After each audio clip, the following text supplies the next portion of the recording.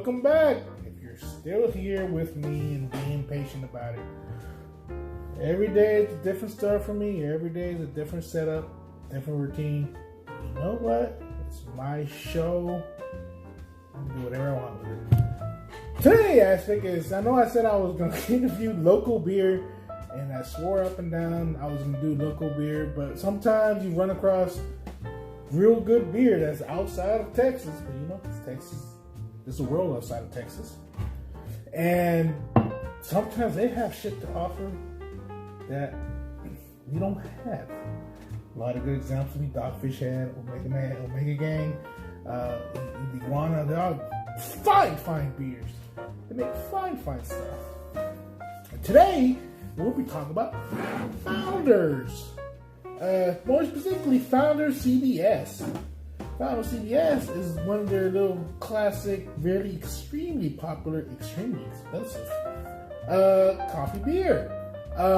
They usually do this yearly around, and usually around this time too. And they usually go for a brick. A 4-pack will cost you $25 something here in HEB area. I cheapened out and got me one bottle for $8. Yes, 8 whole bucks for a bottle. I feel like I was at a club. And so Founders is coming out of Michigan, Detroit and Grand Rapids. There's 2 breweries. It sounds weird, but it does happen a lot. Some breweries do have 2 locations. There's one locally that's the same way. Urban South has one here, and they have a second location in Louisiana. Hey, money. Grab your audience where you can. So, but Founders is out of Michigan. More specifically, out of Grand Rapids, Michigan. They started in the mid-90s, and it has gotten big since then. But this particular brew, which is an extremely popular brew, man, people literally be fighting over these stuff because they sell out quick. This one's called Founders CBS. It's an imperial stout brewed with chocolate and coffee with maple syrup. That sounds like diabetes in a bottle. Can't wait. It is an alcohol content of 11.3, and this was brewed in November 9th, 2019. So that means this here has been sitting in the bottle for about a year. Sometimes that's good for a beer, sometimes it's bad. Just depends on how they store it and how they stay. But from what I'm told, beers like this, especially stouts, do tend to age well. IPAs don't. They do have a lifespan with IPAs. You will always notice it whenever you get that nasty debris at the end of IPAs, that gunk, that sediment. Yeah, IPAs do have a shelf life. Stouts, on the other hand, do not. You can age them well. You can age them for a long time as long as you keep them in a dark place or in a cold place. Consistency is what saves beer. Consistency. All right. With that being said, let's crack open this motherfucker and have a swig, shall we? Good old trusty Hand of the Queen. And nothing else on that one. So, nothing else. I don't know much about Founders, to be honest with you. I just know people love the crap out of it. People in my little beer club stuff, they just swear by it. And this will be my first time drinking it. I figured, hey, I have a channel now. I might as well splurge a little bit. $8 a bottle. I mean, you gotta be insane to buy it, but I've done worse than stupid. And off the bat, you can already tell this is darkness in a can. Hell of a fucking head. Look at that. A hell of a damn head. It's a good lining, good bubble, and then there's a straight ending. It's like coffee. I love it. All right. Let me see. Oh, God. Right off the back. Tastes great. It tastes wonderful. I'm going to ignore what I just did right now. It tastes great and wonderful. It smells great, actually. It smells extremely good. Man. They got you smell the chocolate pretty well.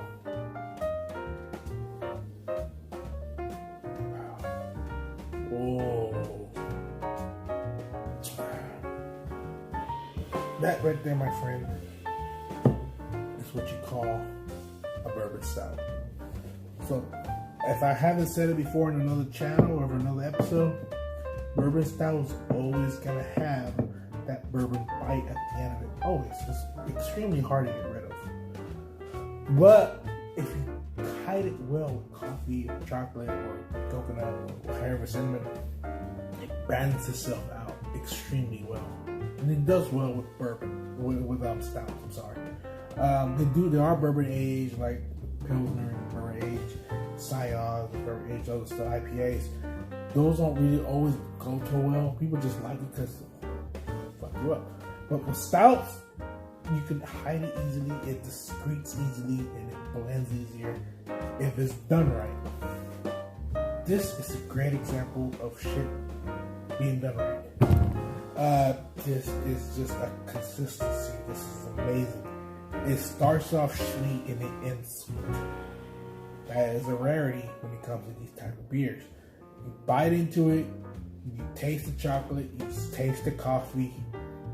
You know there's bourbon in it, but you don't taste it, you don't smell it. That's good. That's something you really want.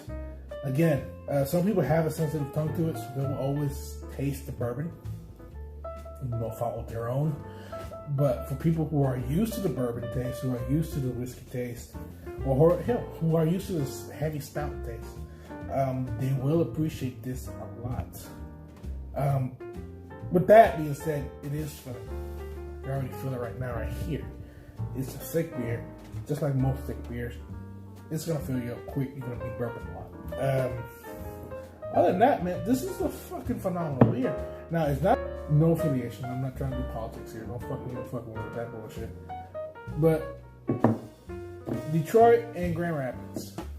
That's what it is here on this one. And I mean, Founders. I mean, they started off pretty good. They started off underground, mid-90s. It popped off pretty good, and now they've been like just releasing these series once a year, and then make money off of it. And that's every brewer's dream. Shit, why not? And so, that being said, this is a phenomenal beer. It's a good beer. Will you fucking spend almost $30 for a 4-pack? I leave that choice up to you. Me? No. I don't have that right mind or the funding, honestly. To be willing to spend the highest I've gone to spend on a 4-pack is $24. The highest. That's a lie. I bought a $30 4-pack once. I was drunk. It was an accident. And I wish I could review that beer. I don't think they make it anymore. But if I find it, I swear to you, I will review the hell out of that beer.